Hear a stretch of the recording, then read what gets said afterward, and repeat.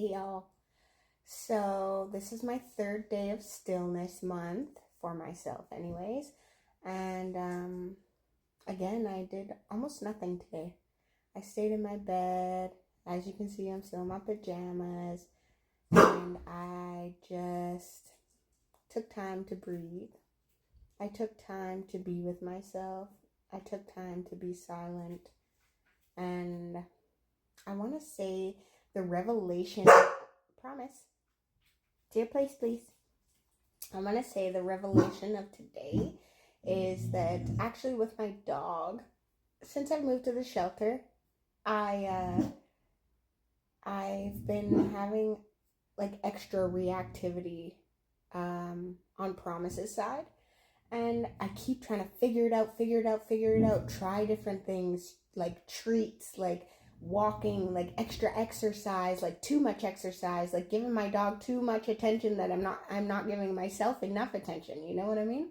And then today, so right before I went out, I stood at the door and I did like some breathing, and I noticed my chest was really tight, and I felt like the experience of anxiety was showing up for me. So I tried to take a couple deep breaths, just kind of zen myself and just see where my intuition took me. And so my intuition actually took me down a little bit of a road and helped me realize that promise, again, and this seems obvious, but maybe on the deeper meaning of it, it's not so obvious. So it's like Promise is, which is my dog, Promise is a reflection to me. She is a mirror to me. And then what came to my mind is that when we go out, she's afraid of people. That's what I tell everybody when she gets on a more reactive side. But then I stopped and I listened in with myself, and I remembered a reel that I had watched earlier about the transformation from being in an abusive relationships, the transformation 4 years later out of it.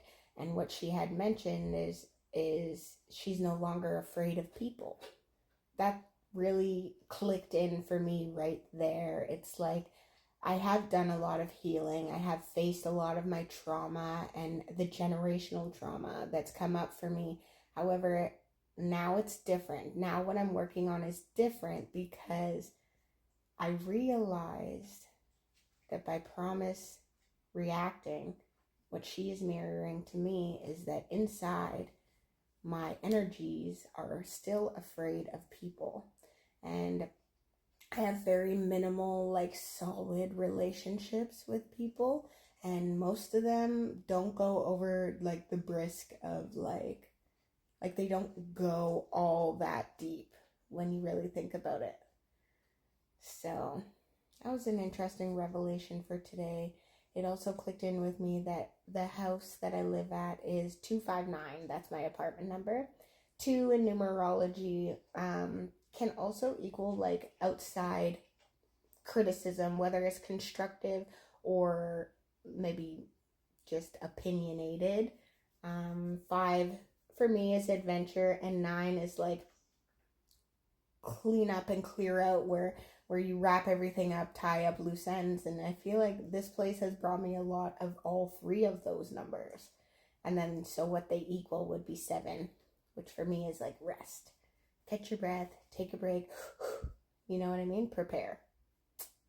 Yeah, so it just like makes sense, everything I've experienced living in this shelter now, and with these surroundings and the circumstances that have been brought up for me. I thought I would share. Let me know if it resonates. See you later.